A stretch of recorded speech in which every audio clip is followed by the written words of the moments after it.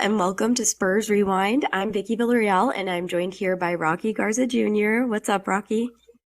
Nothing much. What's up with you, Vicky? Not much. I'm a little under the weather, but I'm good. Yeah, the Um, allergies.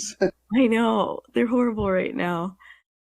So just, last week was really fun talking about the Spurs and how surprised we were that they had started 3-1. Now, a week later, we're looking at a record of 5-2, which is actually their second best start in franchise history, which is pretty hard to believe. History. So going into Wednesday night's game against the Raptors, they've got a record of 5-2. They're obviously doing something right. What are some changes that you're noticing, Rocky, in this year's squad compared to the last few years? Yeah, kind of go off of what I said last week. You literally see the effort and the unselfishness. So today, after shoot around, Josh Richardson mentioned this team's very hard to guard because of the unselfish play. He mentioned they push the pace. They're averaging about near 31 assists a game, and that's just because you see the camaraderie and the togetherness of the Spurs that they had compared to other teams. I understand, 5-2, and some Spurs fans are either why are we not tanking or how are we doing so good? But I mean that Spurs, connection that they have compared to other teams who are just trying to, get it going, get it rolling. The Spurs have the edge on them, and they don't expect the Spurs to come out, executing so efficiently right off the bat. Right, exactly. I completely agree. I think definitely a lot of ball movement, like we talked about last week too, really good passing. Um, and yeah, just seeing so many guys scoring and being comfortable scoring, having that confidence. That's something that I think last year was really lacking in the year before. It was sort of just, depending on the main guys. And right now it looks like everybody's kind of picking up their responsibility and, kind of all together playing team basketball, which is always a pleasure to see. So I feel like we have to address the elephant in the room, which is the Spurs have parted ways with Josh Primo. Mm-hmm. We don't have to get into the details. We don't have to get into the details on that, but the Spurs have actually won both games since waiving Primo.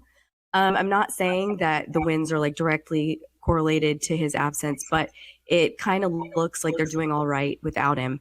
In the long run, what do you think needs to happen, Rocky? And do you think the Spurs need to acquire another guard, or is somebody else on the roster going to need to step up to take his place?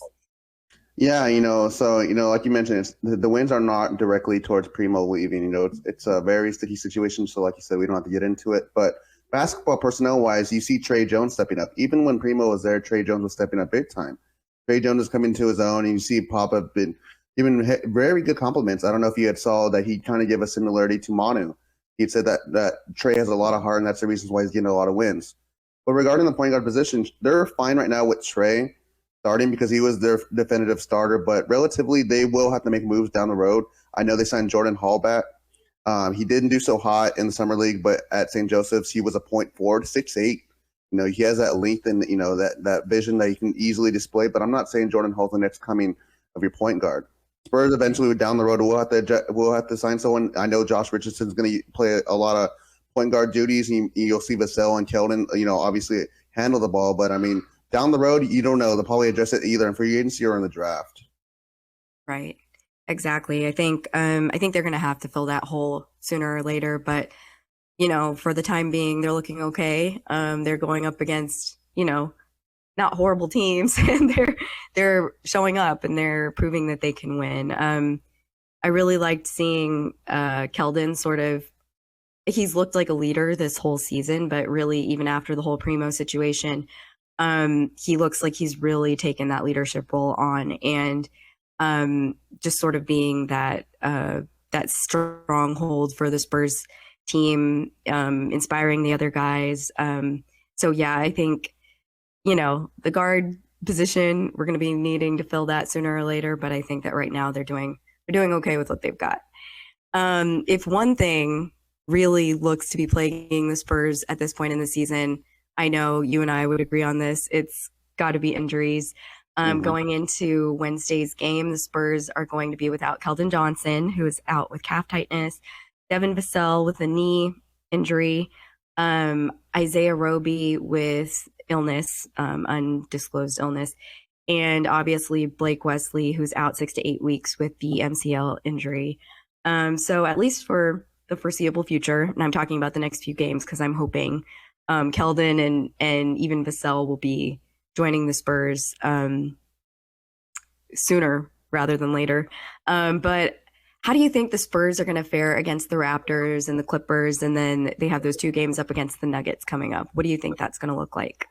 Yeah, I completely agree. Injuries are a big factor, but I think they're going to do fine. I mean, wins and losses wise, they might not do so hot, but it's all right. I mean, and as long as they put in that effort in that fight, you're going to see that from the Spurs. I think a big thing is going to be Shohan's going to be a big leader, tonight, one of the young Bucks, but you're going to see Josh Richardson and Doug McDermott come in their own. It's going to be a weird, wonky lineup. You're probably going to see with Trey Jones, Jay Rich, Pirtle, McDermott, and Shohan, but I mean, it's going to be a good look just to see what the young guys can bring. The one guy I'm really excited about is maybe if Malachi Branham gets some minutes or Jordan Hall itself, like I mentioned. But I know everyone kind of there's this one guy that everyone kind of just dodges on, but it was Romeo Langford. People last season were like, why did you bring Romeo Langford? But now he has this opportunity to get these minutes with the unfortunate Blake Wesley injury. And it sucks, but I mean, Blake Wesley will be out, 6 to 8 weeks, but injuries come and go. They're part of the game, but it's going to be tough, man. I mean, Raptors are 4-3. They're a solid team. Clippers are always good, but you don't know about the Kawhi situation. And then the Nuggets, they have the best center in the league with Nikola Jokic. So it'll be a good matchups. Yeah, I agree. I'm really looking forward to seeing how the guys do, especially without Keldon, because like I said, Keldon's obviously taken that leadership role. He's been the stronghold for them. But I don't underestimate them. I do think that they're strong. Even though Keldon's been sort of the leader per se, everyone's sort of stepped up to the plate, like I mentioned earlier, and I'm looking forward to see who's going to take the lead tonight.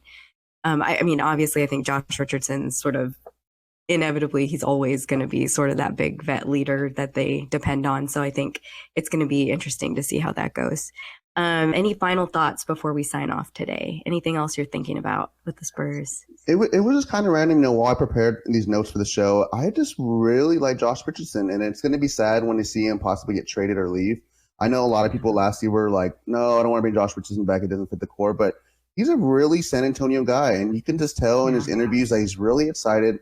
I mentioned earlier, in the shoot around, he was just talking about Pop, and he was saying, how excited he is to play for him.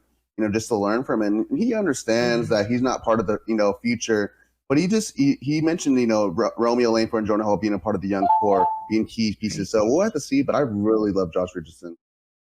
I really like him too. And I think he's what they need in a veteran. Him and McDermott are kind of, those older guys, which I mean, they're not that old, but they're really good for the team. And Ding, just always having those older vets on the team really makes it nice. And yeah, but I mean, Josh Richardson's doing some nice stuff. And I don't know why people come down on Langford so much. I appreciate him. And I saw something, I think it was him. He took a charge that was like a Manu looking charge, and sold it, got the call. And I was like, that's interesting to see. You can see Manu's coaching kind of coming out. But yeah, I'm looking forward to it. I think these next few games are going to be a little bit of a test. Hopefully Keldon's injury isn't too long. Hopefully he's back within the next couple games. And same thing with Vassell. He's been out a while. Not sure. I think as soon as they both come back, the Spurs, who've already proven they're sort of a source to be reckoned with, are they could do something. So it's kind of exciting going into the second week of the season. And, last week we were like, well, things could change at any minute, and they still haven't. So, so looking forward to the rest of this, winning streak kind of thing per se. But for now, that's all we've got for today. Be sure to follow me and Rocky on Twitter. You can find me at the Vickie Vix, which is TheVickievix. And Rocky's handle is at RocksSJR, which is RockSSJR. You can also check out projectspurs.com for up-to-date Spurs news. So for myself and Rocky, we'll see you next time on Spurs Rewind. Peace.